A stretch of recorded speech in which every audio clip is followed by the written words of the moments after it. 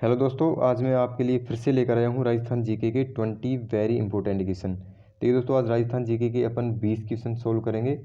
और 20 क्वेश्चन ये दोस्तों ऐसे हैं जो हर बार कंपटीशन के एग्जाम में पूछे गए हैं। और एक बार नहीं बल्कि दोस्तों 2-3 बार पूछे गए हैं। ऐसा नहीं है कि एक बार पूछ लिया तो इनको ख़त्म कर दिया। ये हर बार दोस्तों पूछे जाते हैं और एग्ज़ाम में वही क्वेश्चन पूछे जाते हैं। दोस्तों मैं आपको करा रहा हूँ ना, वो सारे प्रीवियस पेपर में पूछे गए क्वेश्चन हैं।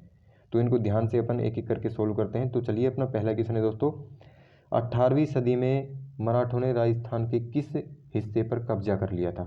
आपके सामने चार ऑप्शन दे रखे हैं, अजमेर, ब्यावर, नसीराबाद या करौली। तो अजमेर दोस्तों इसका बिल्कुल करेक्ट आंसर हो जाएगा। अजमेर पर जो 18वीं सदी में जो मराठे थे, उन्होंने राजस्थान का जो एक ज़िला है अजमेर, उस पर कब्जा कर लिया था। ठीक है ना। आपसे पूछे राजस्थान के एकीकरण के समय रियासतें कितनी थी। रियासतें आपसे दोस्तों रियासतें भी पूछ सकता है। राजस्थान के एकीकरण के समय 19 रियासतें थी। ठीक है ना, ये भी आपको ध्यान रखना है। रियासतों की संख्या कितनी थी, 19 थी। और ठिकाने कितने थे। ठिकाने, अगर आपसे ठिकाने पूछे तो दोस्तों 3 ठिकाने थे। 3 ठिकाने कौन कौन से थे दोस्तों। तो पहला हो जाएगा लावा। लावा दोस्तों ठिकाना था एक। राजस्थान के एकीकरण के समय लावा ठिकाना था। और ये कहाँ पड़ता है तो दोस्तों जयपुर में था ये। ठीक है ना, लावा ठिकाना जयपुर। और दूसरा था दोस्तों कुशलगढ़।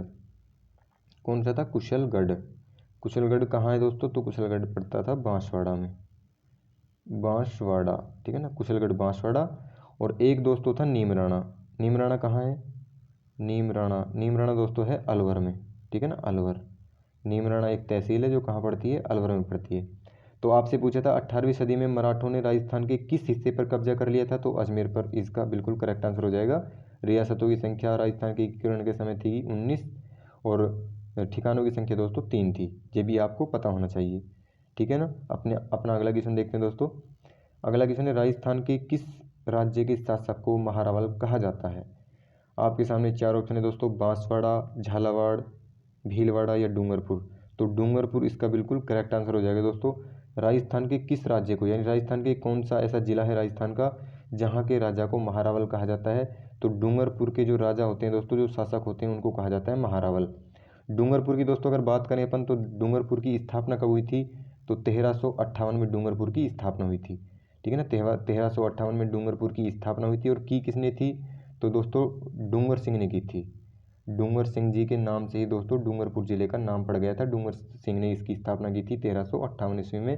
और डूंगरपुर और बांसवाड़ा, डूंगरपुर और बांसवाड़ा यहाँ से दोस्तों राजस्थान के 2 जिलों से कर्क रेखा गुजरती है, एक डूंगरपुर से, एक बांसवाड़ा से। और राजस्थान में अगर कर्क रेखा की लंबाई की बात करें तो दोस्तों 26 किलोमीटर कर्क रेखा की लंबाई है। बांसवाड़ा के बीचों बीच से कर्क रेखा गुजरती है 26 किलोमीटर। ठीक है ना, बांसवाड़ा के बीचों बीच से कर्क रेखा गुजरती है। और डूंगरपुर का जो दक्षिणी हिस्सा है ना, वहाँ से टच होकर कर्क रेखा गुजरती है। डूंगरपुर और बांसवाड़ा दोस्तों, ये दोनों क्षेत्र किस क्षेत्र के अंतर्गत आते हैं, दोनों जिले। तो ये बागड़ क्षेत्र के अंतर्गत आते हैं, बागड़। ठीक है ना, इस बात का भी आप ध्यान रखना। अपना अगला क्वेश्चन देखते हैं। तीसरा क्वेश्चन है, चौसा का युद्ध किसके बीच लड़ा गया। चौसा का युद्ध बताना है दोस्तों आपको, किसके बीच लड़ा गया था। आपके सामने चार ऑप्शन है, शेर शाह सूरी और हुमायूं के बीच, हुमायूं और महाराणा सांगा के बीच, अकबर और महाराणा प्रताप के बीच, बाबर और महाराणा सांगा के बीच। तो इसका ए ऑप्शन बिल्कुल करेक्ट हो जाएगा दोस्तों।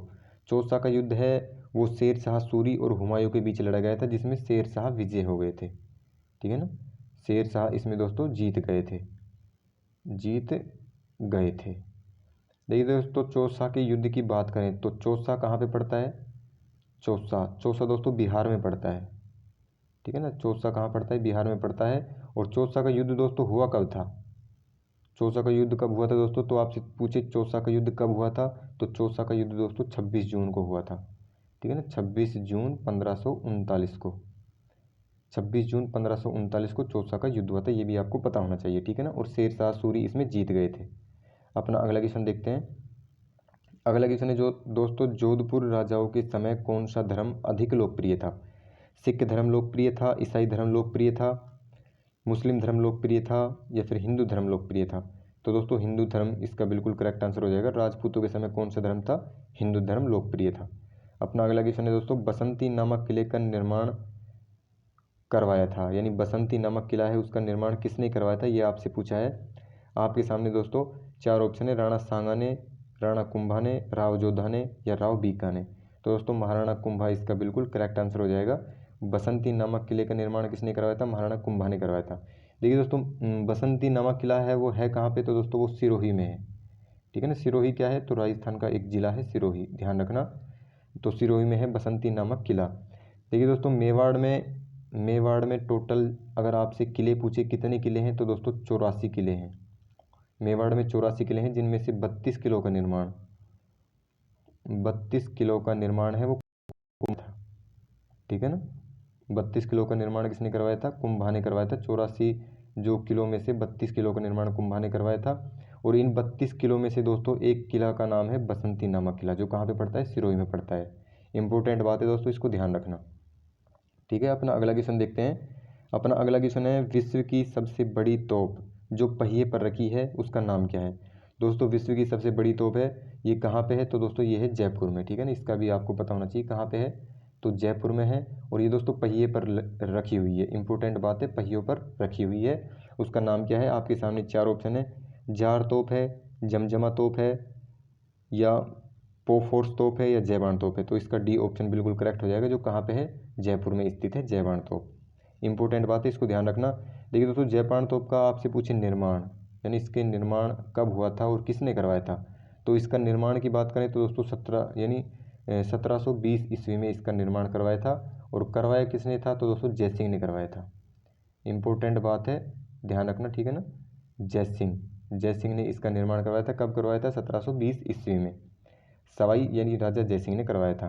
दोस्तों इसकी जो जयबान तोप है, इसकी बात करें जैसे नली से लेकर जो नली से लेकर अंतिम छोर होता है इसका, तो वहाँ तक की इसकी लंबाई की बात करें तो दोस्तों इसकी लंबाई कितनी है? नली से लेकर अंतिम छोर तक कितनी है?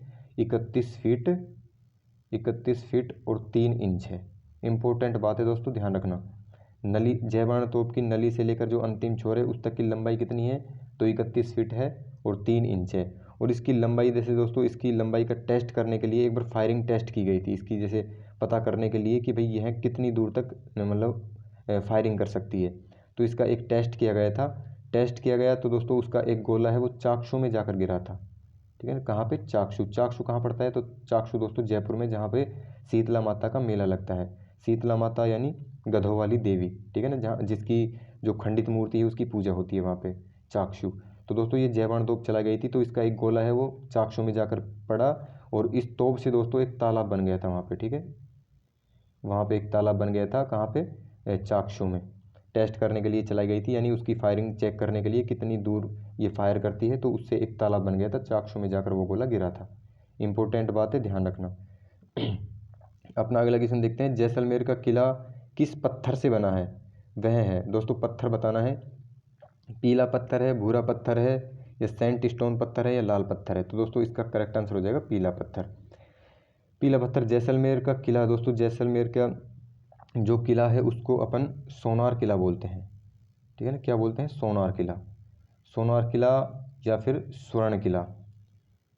स्वर्ण किला, स्वर्ण का अर्थ होता है दोस्तों सोने जैसा। ठीक है ना, सोने जैसा किला।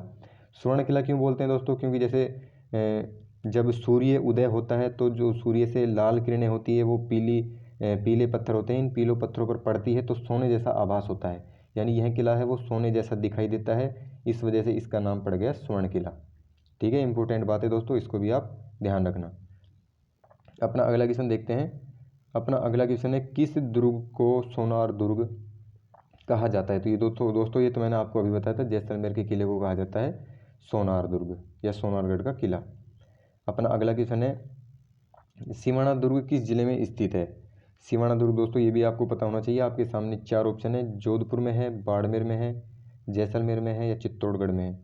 तो जोधपुर बाड़मेर इसका बिल्कुल दोस्तों करेक्ट आंसर हो जाएगा। जोधपुर भी रॉन्ग होगा, जैसलमेर भी रॉन्ग होगा, चित्तौड़गढ़ भी रॉन्ग होगा। यानी सिवाना दुर्ग पूछा है आपसे कहाँ पे स्थित है, तो सिवाना दुर्ग पड़ता है अपना बाड़मेर में।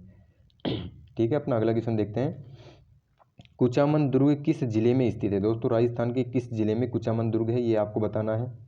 नागौर में है, जालोर में है, बीकानेर में है, या बाड़मेर में है। तो कुचामन दुर्ग है वो दोस्तों नागौर में स्थित है, यानी ए ऑप्शन इसका बिल्कुल करेक्ट आंसर हो जाएगा।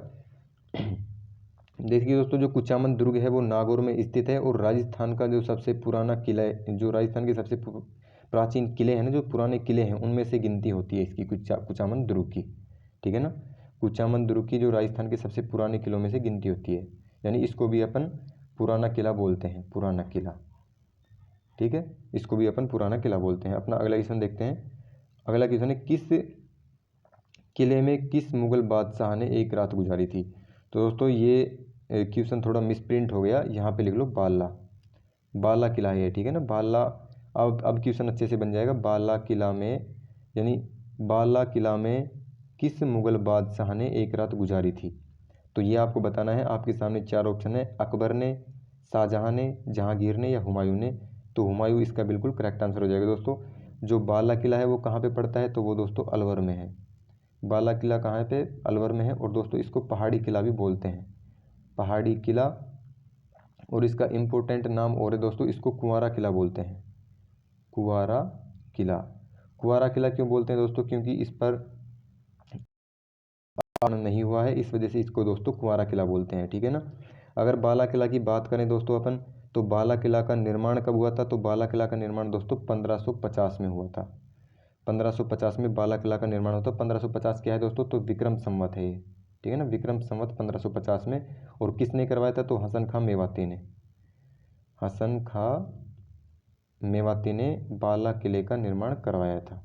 ठीक है दोस्तों, इंपॉर्टेंट बात है, इसको भी आप ध्यान रखना। अपना अगला क्वेश्चन देखते हैं। अगला क्वेश्चन है, दिल्ली के जो लाल किले का पत्थर है वो पत्थर कहाँ से लाया था?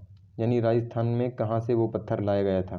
तो आपके सामने 4 ऑप्शन दे रखे हैं, उदयपुर से, धौलपुर से, बांसवाड़ा से या फिर अजमेर से। तो दोस्तों धौलपुर इसका बिल्कुल करेक्ट आंसर हो जाएगा। आपसे पूछा है दिल्ली के लाल किले का जो पत्थर है, यानी लाल पत्थर है, ये लाल पत्थर राजस्थान के कौन से ज़िले से लाए गए थे? तो धौलपुर ज़िले से लाए गए थे। इसका धौलपुर बिल्कुल करेक्ट आंसर हो जाएगा। ठीक है, अपना अगला क्वेश्चन देखते हैं। चील का टीला किस दुर्ग को कहा जाता है? दोस्तों चील का टोला नहीं है, टीला है, ठीक है ना, ये मिसप्रिंट हो गया, कोई दिक्कत नहीं है। चील का टीला किस दुर्ग को कहा जाता है? जयगढ़ दुर्ग को कहा जाता है, तारागढ़ दुर्ग को कहा जाता है, मेहरानगढ़ दुर्ग को कहा जाता है या आमेरगढ़ दुर्ग को? तो दोस्तों इसको कहा जाता है, चील का टीला कहा जाता है जयगढ़ दुर्ग को। ठीक है ना। जयगढ़ दुर्ग की बात करें तो दोस्तों जयगढ़ दुर्ग है कहाँ पे? तो वो दोस्तों जयपुर में स्थित है। जयगढ़ दुर्ग कहाँ है? राजस्थान के जयपुर एक जिला है दोस्तों, जो जनसंख्या में सबसे बड़ा जिला कहलाता है जयपुर। और क्षेत्रफल में राजस्थान का सबसे बड़ा जिला कौन सा है? तो क्षेत्रफल में हो जाएगा जैसलमेर। जैसलमेर क्षेत्रफल में दोस्तों सबसे छोटा जिला है। अगर राजस्थान में सबसे बड़े जिले की बात करें जनसंख्या की दृष्टि से, तो जयपुर सबसे बड़ा जिला है। और जयपुर में दोस्तों मीणा जनजाति है, वो सबसे ज़्यादा निवास करती है, यानी मीणा जाति।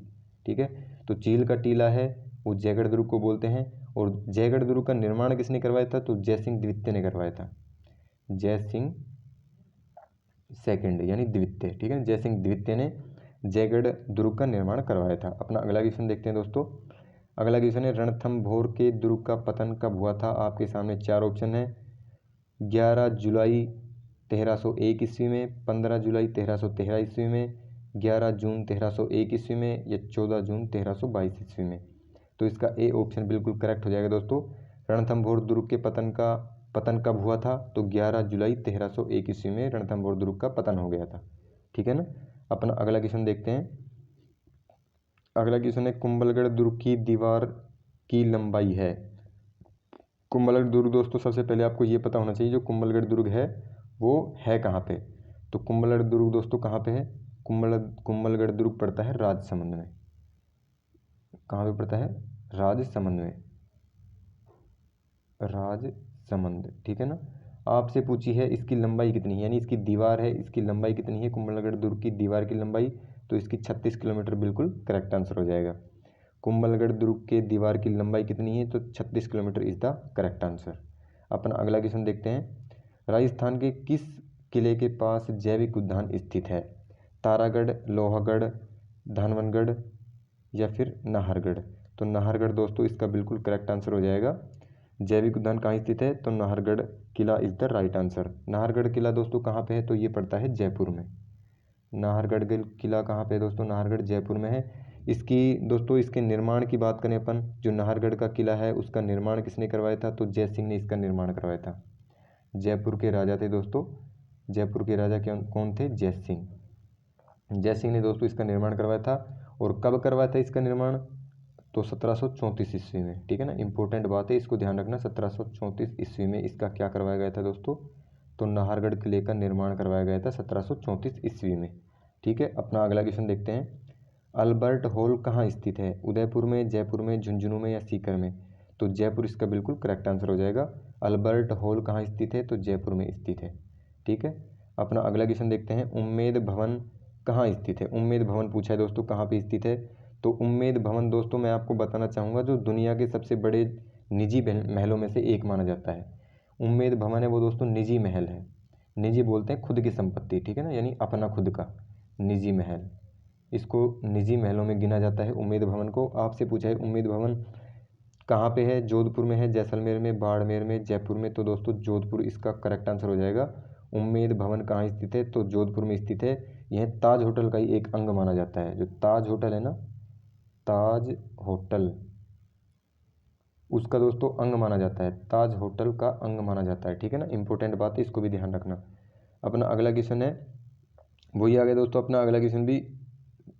उम्मेद भवन कहाँ स्थित है? तो जोधपुर में स्थित है। जोधपुर इसका करेक्ट आंसर हो जाएगा। अपना अगला क्वेश्चन देखते हैं। 2.5 दिन का झोपड़ा कहाँ स्थित है? अलवर में, अजमेर में, ब्यावर में या फिर उदयपुर में? तो दोस्तों अजमेर, ये तो आप सभी को पता होगा। 2.5 दिन का झोपड़ा कहाँ स्थित है? अजमेर में स्थित है। और दोस्तों इसको 2.5 दिन में पूरा किया गया था। ठीक है ना, ऐसा माना जाता है कि इसको 2.5 दिन में बनाया गया था। इसकी उसी के हिसाब से इसका नाम पड़ गया 2.5 दिन का झोपड़ा। 2.5 दिन में बनाया था इसलिए इसको 2.5 दिन का झोपड़ा बोलते हैं। अपना अगला क्वेश्चन है दोस्तों, अगला क्वेश्चन है विजय स्तंभ पर की जो विजय स्तंभ पर किसकी मूर्ति बनी हुई है? आपके सामने दोस्तों बताने हैं, 4 ऑप्शन दे रखे हैं। देवताओं के, शिव की बनी हुई है, विष्णु की, ब्रह्मा की या राम की?